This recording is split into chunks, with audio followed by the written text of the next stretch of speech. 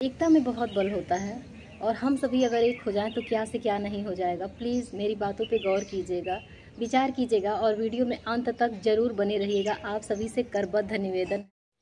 सानन्दमानन्दवने वसन्तम् आनन्दकन्दकन्दं हतपापवृन्दं वाराणसीनाथ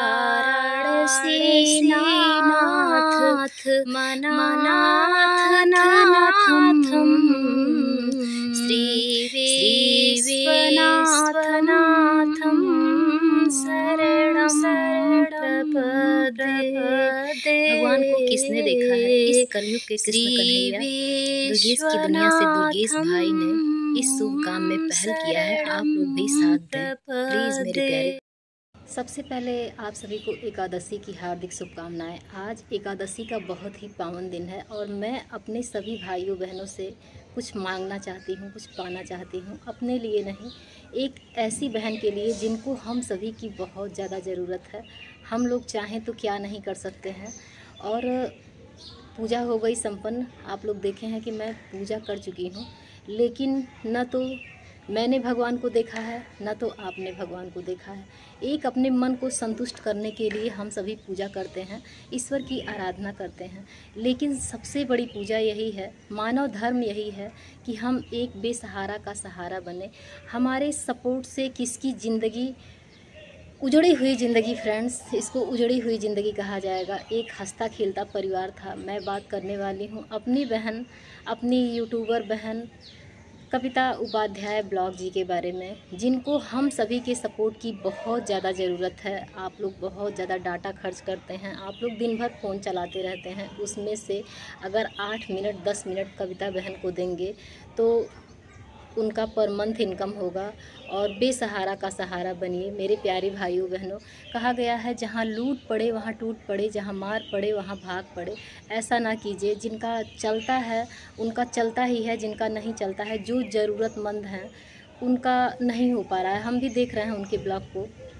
पता है आप लोगों को, हम ना एक हमारी संध्या बहन है, संध्यास लाइव उनके चैनल का नाम है। उनके वो लोग बहुत दिनों से मेरा सपोर्ट करते हैं और मैं ऐसे ही उनकी लाइव में गई। बहुत दिन हो गया था, मैं नहीं जा पा रही थी। तबीयत भी थोड़ी डाउन रहती है, मेरी स्थिति भी ऐसी नहीं है कि मैं बहुत ज़्यादा वर्क कर पाऊँ। तो जितना हो पाता है मुझसे यथासंभव मैं प्रयास करती हूँ कि सभी भाई बहनों का मैं सपोर्ट कर सकूँ अपने सामर्थ्य के अनुसार।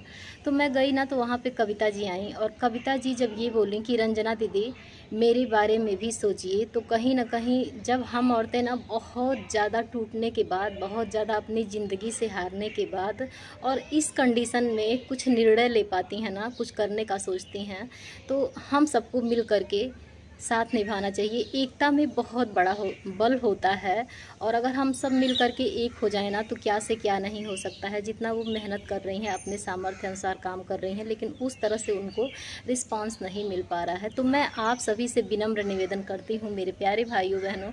मैं बहुत ज़्यादा उनको देख करके ना, मतलब वो जब बोली कि रंजना दीदी मेरे बारे में भी सोचिए, मेरा भी कुछ सपोर्ट कीजिए, तो आज बहुत ही पावन दिन है। मेरे पूजा करने से मेरे भगवान को समय, जैसे देखिए हम आधा घंटा 1 घंटा पूजा करते हैं, हमारी आत्मा संतुष्ट होती है, हमारा मन खुश होता है।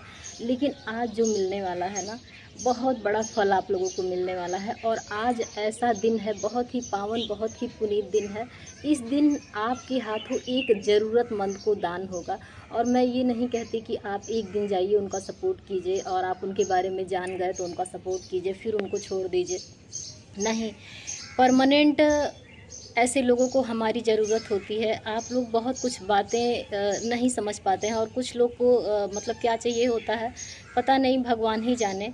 लेकिन लोग आजकल अच्छी चीज़ें अच्छी जगह पे अपना जो भी है टाइम कहा जाएगा, ये जो समय है ना, ये बहुत ही बहुमूल्य होता है। हम सभी का समय हमारे लिए अनमोल है, लेकिन उस अनमोल समय में से थोड़ा सा समय आप एक ज़रूरतमंद को देंगे। अपना डाटा, मतलब जान लीजिए कि 24 घंटे में बस आपको 8 से 10 मिनट का समय उन बहन को देना है। इससे उनका पर मंथ इनकम होगा। पता है उनके 4 बच्चे हैं और उनके, मैं मेन बात पे आती हूँ। कविता बहन के पति हंसता खेलता परिवार था, 4 बच्चे थे और सब कुछ अच्छा चल रहा था। उनके पति विद्युत विभाग में मतलब ऐसे ही काम करते थे, बिजली वाला काम करते थे। उनका इसी बीच काम करते समय ही अकस्मात ऐसा एक्सीडेंट हुआ, दुर्घटना हुई उनके साथ और उनकी मृत्यु हो गई। और कविता बहन एकदम बेसहारा हो गई। छोटे छोटे प्यारे प्यारे बच्चे हैं।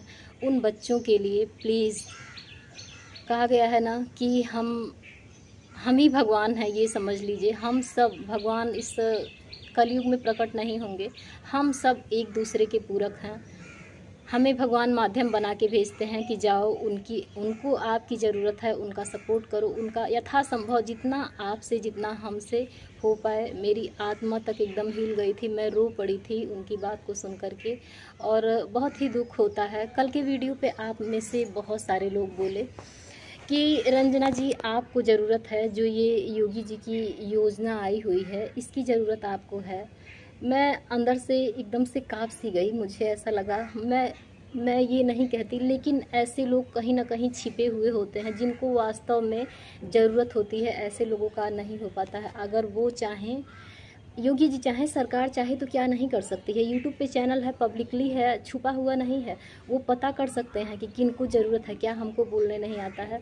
मतलब जो भी है, हम काम करते हैं तो हम भी प्रचार प्रसार कर सकते हैं। उनको ये देखना चाहिए कि ज़रूरतमंद कौन है और ऐसे लोगों को मौका दिया जाए, ऐसे लोगों को आगे लाया जाए। और जो भी है ना, जो कमा रहे हैं, जो बहुत अच्छा पैसा छाप रहे हैं, यूट्यूब बहुत बड़ा प्लेटफॉर्म है और इस पर कई लोगों की ज़िंदगी, कहा गया है ना कि फर्श से अर्श पे चले जाते हैं। ज़िंदगी मतलब कि ज़मीन से आसमान पे लोग पहुंच जा रहे हैं। यूट्यूब एक जान लीजिए कि पैसे का खान है, ये समझ लीजिए।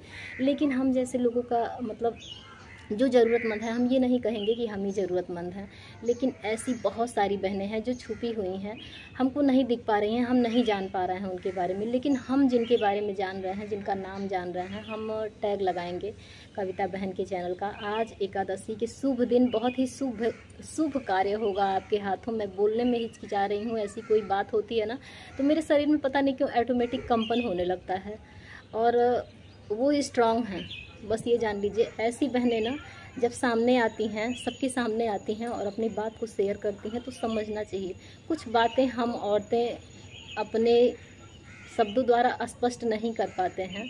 और हमेशा रोना, एक तरह एक कंडीशन में रहना अपने परिवार के लिए, अपने बच्चों के लिए नहीं संभव है। इस जीवन में, मानव जीवन में नहीं संभव हो पाता है।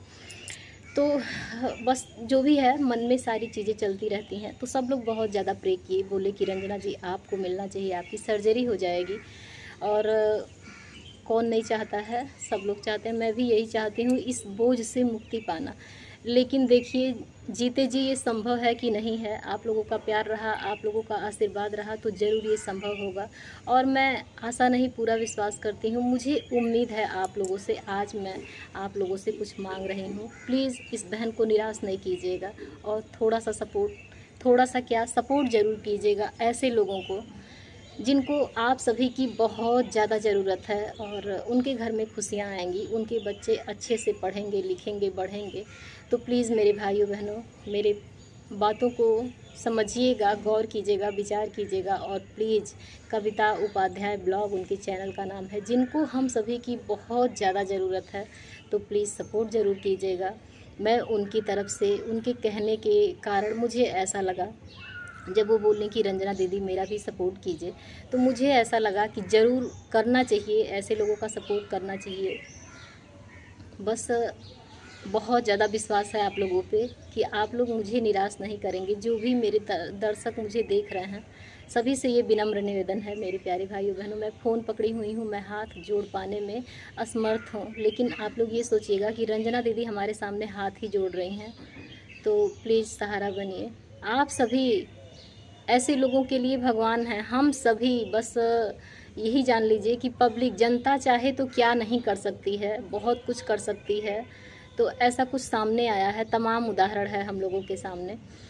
तो मिलती हूँ आप लोगों से नेक्स्ट वीडियो में। तब तक के लिए राधे राधे, जय श्री राधे कृष्णा। आप लोग अपना ख्याल रखिएगा, स्वस्थ रहिएगा, व्यस्त रहिएगा और साथ और सहयोग बनाए रखिएगा। प्लीज़ मेरी बात को भूलिएगा नहीं। आप सभी से निवेदन है, प्लीज़ प्लीज़ प्लीज़।